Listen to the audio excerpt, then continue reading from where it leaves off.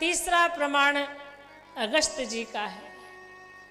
अगस्त महात्मा जो है ये भी सत्संग से महान हुए, तभी तो इन्हें मंत्रों का ज्ञान हुआ और इतने बड़े बड़े मंत्र जानते थे अगस्त जी कि राम जी को भी मंत्र देते हैं कि आपको ये मंत्र मैं दे रहा हूं, इसका प्रयोग करिए तो निशाचर मर जाएंगे।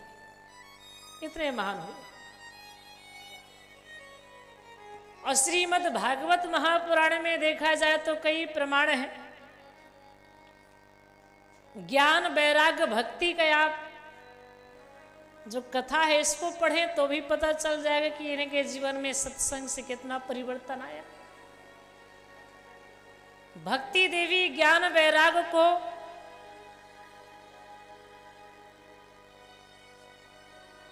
मूर्छित अवस्था में देखकर बड़ी दुखी हो जाती हैं। उन्हें चेतन करने में उन्हें कितना जो है श्रम करना पड़ा, फिर भी ज्ञान वैराग्य की मूर्छा दूर नहीं हुई। अंत में देवऋषि नारद जैसे संत का जब साक्षात्कार हुआ और नारद जी ज्ञान वैराग्य को जगाने का प्रयास करने लगे, गीता का पाठ करते हैं, वेद शास्त्र सुनाते हैं, उन्हें जब ठीक नहीं लगा तब हिमालय में पहुंचे। वहां से सनकादिक ऋषियों को यह दुख बताते हैं कि भक्ति देवी बड़ी दुखी हैं, ज्ञान वैराग्य मूर्छित है। तब सनकादिक ऋषि हरिद्वार में आनंद घाट में आते हैं और वहां पर बड़े बड़े संत महात्मा इकट्ठा हुए और वहां पर भगवान श्री कृष्ण की जब कथा प्रारंभ हुई तब देवी भक्ति जो है अपने दोनों पुत्र ज्ञान वैराग्य के साथ वहां हरिद्वार आनंद घाट में सत्संग में सम्मिलित हुए। वो जो दोनों वृद्ध हो चुके थे वो पुनः युवा अवस्था में आए, पुनः जागृत हुए। भगवान की कथा का एक प्रभाव है कि उनकी वृद्धावस्था को कथा ने समाप्त कर दिया। सत्संग का एक प्रभाव है कि उन्हें पुनः जागृत कर दिया। इसलिए हम कितने भी वृद्ध हो जाएं, वृद्ध का मतलब शरीर से नहीं, अपने विचारों से अगर हम बुढ़े हो गए हैं, हमारे विचार कुंठित हैं, कलुषित हैं, निंदनीय विचार हैं और हमें सत्संग मिल जाए, संतों का सानिध्य मिल जाए तो निश्चित करके हमारे जो विचार हैं वो विशाल हो जाएंगे। वह कुसंग से हट करके सत्संग में जब लगते हैं तो वे फिर दूसरे का परहित परोपकार करने लगते हैं। वो विचार के माध्यम से, उस विवेक के माध्यम से समाज की सेवा होती है, परहित का कार्य होने लगता है। पुनः हमारे विचार युवा हो जाते हैं। ये सत्संग की महिमा है। और प्रमाण देखें ध्रुव जी का। ध्रुव जी सौतेली माता के उन शब्दों को जब सुनते हैं, जब उनकी सौतेली माता सुरुचि ने कहा कि ध्रुव तुम पिता की गोद में बैठने के अधिकारी नहीं हो, महाराज की गोद में तो वही बैठ सकता है जिसका जन्म मेरी कोख से हुआ है। तुम्हारा जन्म तो सुनीति की कोख से हुआ है, इसलिए तुम महाराज की गोद में बैठने के अधिकारी नहीं हो। पहले तुम इस शरीर का परित्याग करो, फिर मेरे गर्भ से जन्म लो, तब जाकर के महाराज की गोद में बैठो, नहीं तो उठो यहां से। ऐसा कहते हुए सुरुचि ने जब ध्रुव जी को हाथ पकड़ करके महाराज की गोद से उठाकर बाहर फेंक दिया तो ध्रुव जी को बड़ा कष्ट हुआ। है तो छोटे 5 वर्ष के, माँ से अपनी सारी बात कहते हैं, माँ आज मैं पिता की गोद में बैठा था, छोटी माँ ने मुझे हाथ पकड़ के उठा दिया, ऐसा ऐसा कह रही थी। सुनीति जी को बड़ा कष्ट हुआ। उन्होंने कहा, पुत्र ऐसा कर्म करो कि तुम्हें सांसारिक पिता की गोद में बैठने के लिए बात क्या, तुम्हें परमात्मा की गोद प्राप्त हो। ऐसा कर्म करो, तुम्हें परम पिता परमात्मा की गोद मिल जाए। वहां मां और पुत्र के बीच में सत्संग हुआ। सुनीति बड़े साधु स्वभाव की थी। उन्होंने अपने छोटे से बालक को भगवान की प्राप्ति का उपदेश किया। पुत्र जो परम पिता की गोद में बैठ जाता है उसे फिर किसी की गोद की आवश्यकता नहीं पड़ती है, किसी की गोद की बैठने की चाह उसके अंदर नहीं रहती है। तुम तो ऐसा कर्म करो कि परम पिता की गोद मिल जाए। 5 वर्ष का वह बालक ध्रुव घनघोर वन में जाकर के नारद जी के कहने पर उन्होंने तप किया और पुरोहित ध्रुव जी परम पिता परमात्मा की गोद में बैठे। ध्यान रखना, ध्रुव लोक भगवान ने उन्हें दिया है। हम आपको तो मृत्यु आती है, ले जाती है, लेकिन ध्रुव जी के सामने मृत्यु नहीं आई। मृत्यु ने कहा, ध्रुव जी महाराज जब आप चाहेंगे तभी मैं आपके सामने आऊंगी। मैं आप पर सवार नहीं हो सकती, मैं आपको नष्ट नहीं कर सकती हूँ। फिर भी एक विधि का विधान जो है उसका पालन करते हुए आपको इस संसार से जाना है, तो आप मेरे सिर पर अपना पैर रख करके अपने ध्रुव लोक को जाइए। तो ध्रुव जी भगवान के इतने बड़े भक्त बन गए कि मृत्यु आई और उनके सामने बैठ गई, तो ध्रुव जी मृत्यु के सिर में अपना पैर रख करके फिर ध्रुव लोक को जाते हैं। यह है सत्संग का प्रभाव। प्रहलाद जी को देख लीजिए, प्रहलाद जी को तो गर्भ में ही सत्संग मिल गया था।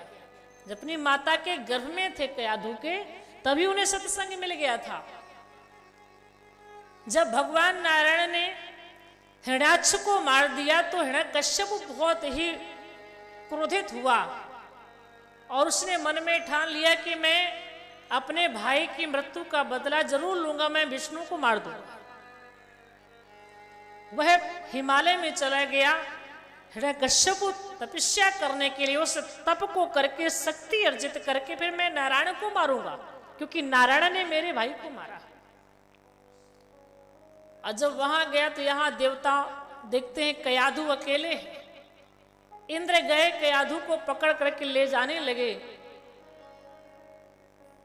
रास्ते में नारद जी मिले। नारद जी ने कहा, इंद्र आप ये हिरण्यकश्यप की पत्नी कयाधु को लेकर कहां जा रहे हैं? इंद्र ने कहा, नारद जी आप नहीं जानते हैं, कयाधु के गर्भ में हिरण्यकश्यप का पुत्र है, उसका जब जन्म हो जाएगा उसे मैं मार दूंगा, इसके बाद मैं कयाधु को छोड़ दूंगा। नारद जी ने कहा, इंद्र तुम कयाधु के उस गर्भ में जो बालक है उसको मारने में सक्षम नहीं हो, क्योंकि कयाधु के गर्भ में जो बालक है वह कोई साधारण बालक नहीं है, वह भगवान का अनन्य भक्त है, उसे तुम नहीं मार सकते हो। इंद्र को पता चला कि कयाधु के गर्भ में भगवान का भक्त है, तो इंद्र माता कयाधु को प्रणाम करते हैं, उनकी परिक्रमा करते हैं और उन्हें संतों के आश्रम में छोड़ देते हैं। कयाधु संतों के आश्रम में रह करके भगवान की कथाओं को श्रवण करती है, और जब कयाधु कथा सुनती है तो उनके गर्भ में जो प्रहलाद जी थे वो भी कथा सुनते हैं। अब प्रहलाद जब गर्भ में कथा सुनते रहे तो उनको याद हो गया, जब उनका जन्म हुआ असुर बालकों के साथ उनको जब विद्यालय में भेजा गया, और जब वहां से विद्यालय से घर आते हैं तो उनके पिता हिरण्यकश्यप ने पूछा कि पुत्र तुमने क्या क्या याद किया है?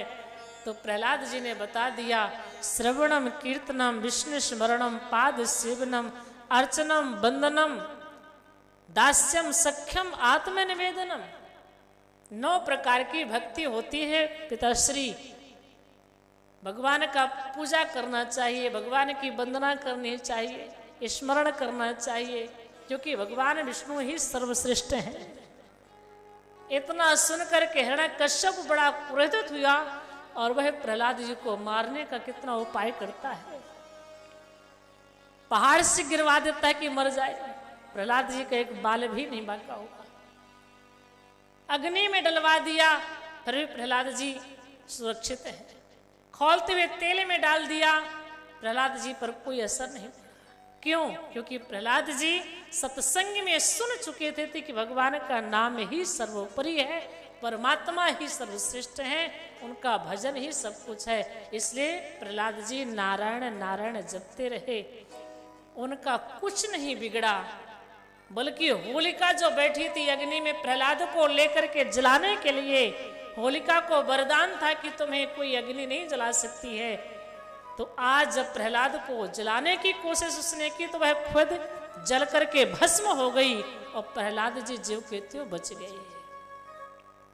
तो क्या संतों ने जो होलिका को आशीर्वाद दिया था, वरदान दिया था कि तुम्हें अग्नि नहीं जलाएगी, तो क्या उन संतों का वरदान झूठा है? बोले नहीं, संतों का वरदान कभी झूठा हो ही नहीं सकता। जो संत कहते हैं वही होता है। तो फिर जब संत का आशीर्वाद होलिका को मिला था तो फिर क्यों जल गई?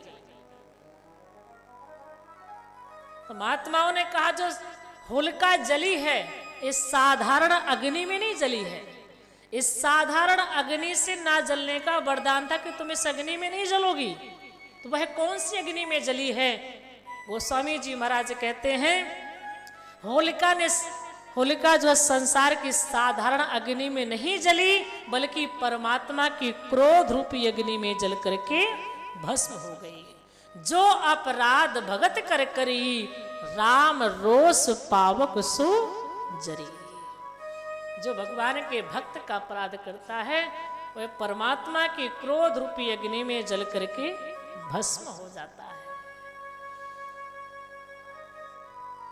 तो प्रहलाद जी सत्संग में भगवान की कथा का नाम का जो प्रभाव है, जो उसकी महिमा है, उसे सुने थे, इसलिए वो भगवान के आज भी भक्तों में श्रोमणी माने जाते हैं। तो ऐसे हमारे शास्त्र कहते हैं ध्रुव सगलाने जप्यो न हरिनाओ, पायो अचल अनुपम ठाओ। ध्रुव जी का भी हुआ, प्रहलाद जी का हुआ, भगत शिरोमणि भी प्रहलाद हो। तो ये भगवान के नाम और भगवान की कथा की